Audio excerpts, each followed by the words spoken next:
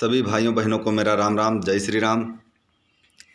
भाइयों बहनों, मैं आप सबको ये बताते हुए बहुत गर्व महसूस कर रहा हूँ कि आज अवध केसरी सेना 15,000 सैनिकों की संख्या को पार कर चुका है। अवध केसरी सेना का आलम यह है कि गोंडा के 16 ब्लॉक हैं। 16 ब्लॉक में कम से कम 90% पूरा ब्लॉक मेंटेन हो चुका है। 4 तहसील है, 4 तहसील एकदम लगभग मेंटेन हो चुकी है। इसके बाद में प्रदेश कार्यकारिणी मेंटेन हो चुकी है, राष्ट्रीय कार्यकारिणी मेंटेन हो चुकी है, मंडल कार्यकारिणी मेंटेन हो चुकी है। प्रांत में जो है कुछ मेंटेन हुआ है, कुछ अभी बाकी है। बाकी युवा मोर्चा हमारा बहुत तेज़ी से सक्रिय है। इस समय युवा मोर्चा से लोग जुड़ रहे हैं। ऐसे धीरे धीरे करके इस समय 15,000 की संख्या को हम लोग पार कर चुके हैं। आज गोंडा को छोड़ के बलरामपुर, फैजाबाद, बस्ती, बहराइच, बाराबंकी, ये जो गोंडा से आसपास में सटे हुए ज़िले हैं, श्रावस्ती, इन ज़िलों में इस समय अवध केसरी सेना बहुत ज़बरदस्त तरीके से अपना सदस्यता अभियान चलाए हुए है। आज बहुत भारी संख्या में अवध केसरी सेना से लोग जुड़ रहे हैं और मैं ये बताना चाह रहा हूँ अपने 15,000 सैनिकों को, जो 15,000 सैनिक अवध केसरी सेना से जुड़े हैं, उन सभी सैनिकों को मैं एक चीज़ बताना चाह रहा हूँ कि सभी अवध केसरी सैनिक अपने घर में अपने लिए एक हथियार रखें। आप तलवार रखिए, भाला रखिए, त्रिशूल रखिए, बल्लम रखिए, कुछ भी रखिए, एक हथियार अपने घर में आप ज़रूर रखिए अपने लिए स्वयं। जब भविष्य में कभी अवध केसरी सेना का कोई प्रोग्राम होगा, कोई कार्यक्रम होगा, उस कार्यक्रम में आपको अपने हथियार के साथ में आना रहेगा। सरकार का कोई टेंशन नहीं है, क्योंकि हम सांस्कृतिक कार्यक्रम करते हैं और कार्यक्रम में जो है हथियार से आने का मतलब ये है कि हम अपनी रक्षा के लिए, अपने समाज के लिए, अपने देश की रक्षा के लिए हम तत्पर हैं। जब आपके पास में हथियार नहीं रहेगा, आप निहत्थे रहेंगे, तो आप क्या रक्षा कर पाएंगे? आप अपनी रक्षा नहीं कर पाएंगे तो आप देश की और समाज की और धर्म की रक्षा कैसे करेंगे? इस वजह से मेरा सभी अवध केसरी सैनिक भाइयों बहनों से निवेदन है कि आप अपने लिए एक हथियार ज़रूर रखिए। और आप सभी जो आज जुड़ रहे हैं उन सब से मैं ये कहना चाह रहा हूँ कि जो ये महाराष्ट्र की घटना हुई है, जो संतों को एकदम पीट पीट के निर्मम तरीके से मारा गया है, आप सभी अलर्ट रहिए। अवध केसरी सैनिक जहाँ भी हैं अलर्ट रहिए। ये लॉकडाउन बंद होगा, इसके बाद में प्रचंड हाहाकार मचाएंगे हम। दुनिया देखेगी अवध केसरी सेना का तांडव। ये जो हुआ है, हमारे संत समाज को जो पीट पीट के मारा गया है, इसका हम सूद समेत जो है बदला चुकाएंगे।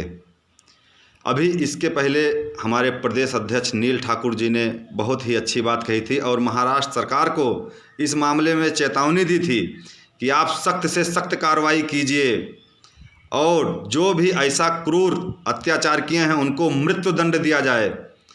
अगर आप ऐसा नहीं करते हैं तो ये समझ लीजिए कि महाराष्ट्र सरकार के नाक में दम कर देगी अवध केसरी सेना। आज अभी दिखने में 15,000 अवध केसरी सैनिक हैं। जब हम ललकार करके आगे बढ़ेंगे तो ये 15,000 से 1.5 लाख तक पहुंच जाएगी संख्या। हम अपने राष्ट्र के प्रति, अपने धर्म के प्रति कोई अन्याय बर्दाश्त नहीं करेंगे। फिर वो चाहे जो सरकार हो और चाहे जो नेता मंत्री हों, जहां अत्याचार होगा वहां पर ईंट का जवाब पत्थर से देंगे। बहुत हो चुका। आप लोग हमारे हिंदू समाज के ऊपर इतना अत्याचार करते हैं, क्या मतलब है आखिर में सरकार में बने रहने का? हम सरकार को वोट देते हैं और इसके बाद में उल्टे हमारा गला रेता जा रहा है, हमको पीट पीट कर मारा जा रहा है रोड पे और पुलिस एकदम नपुंसक की भांति देख रही है। ऐसा कदापि नहीं चलेगा। अब ये बीड़ा अवध केसरी सेना उठाएगी। अपने समाज के, अपने हिंदुत्व की, अपने राष्ट्र की रक्षा के लिए हम लोग हथियार उठाएंगे और जो हमारे ऊपर उंगली उठाएगा उसका हम हाथ काट देंगे। बहुत हो चुका, बहुत हम लोग बर्दाश्त कर लिए। हिंदू सहिष्णु है, उसका परिचय देते देते आज सदियों बीत गया है, लेकिन अब वो सहिष्णुता ख़त्म हो गई। अब हम ईंट का जवाब पत्थर से देंगे। अगर आप हमको एक तमाचा मारोगे तो हम दोनों गाल पर तमाचा तुम्हारे बजाएंगे। ऐसा नोट करके रख लो, ईंट का जवाब पत्थर से दिया जाएगा, हर जगह दिया जाएगा। और मैं आप सभी भाइयों बहनों को बता रहा हूँ कि जिनके अंदर राष्ट्रभक्ति हो, हिंदुत्व के लिए कुछ करना चाहते हैं, वही शख्स अवध केसरी सेना से जुड़ें। जिनके अंदर ये भावना ना हो वो ना जुड़ें। कोई ज़रूरत नहीं हमें ऐसे आदमियों को जो गद्दार हों। गद्दारों की हमें ज़रूरत नहीं है। पता लगे अवध केसरी सेना से जुड़ें और उसके बाद में जब राष्ट्र पे कोई विपत्ति आ जाए, हिंदुत्व पे कोई विपत्ति आ जाए, तो वो अपने बगल मुँह ताकने लगे, अपने आका के परमिशन का इंतज़ार करने लगे। ऐसे लोगों की हमें ज़रूरत नहीं है। हमें 100 ही भाई मिलेंगे, लेकिन हमें वो भाइयों को ज़रूरत, वो भाइयों बहनों की ज़रूरत है जो राष्ट्र के लिए और धर्म के लिए एकदम समर्पित हों। और इसके बाद में मैं आप सभी भाइयों को ये कहना चाहूँगा कि जैसे यहाँ पे 5-6 ज़िलों में बहुत तेज़ी से लोग जुड़ रहे हैं, और आप सबसे ये निवेदन करना चाहूँगा कि आप अपने ग्राम पंचायत में जो कोई पंचायत हो रही है या कहीं नाली नर्दहे का कोई मामला फंसा है, उसमें प्लीज़ कृपया करके आप हमें ना इन्वॉल्व कीजिए।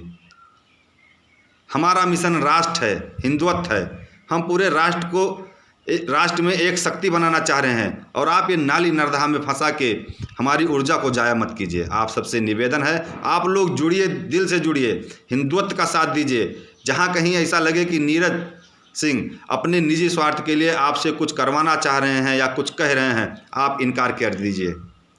हम राष्ट्र पे जब कोई विपत्ति आएगी, हिंदुत्व पे जब कोई विपत्ति आएगी, जब आपको बुलाएंगे, तो आपसे भी ये निवेदन करता हूँ कि आप लोग भी इन सब मामलों में अवध केसरी सेना को या मुझको मत घसीटिए।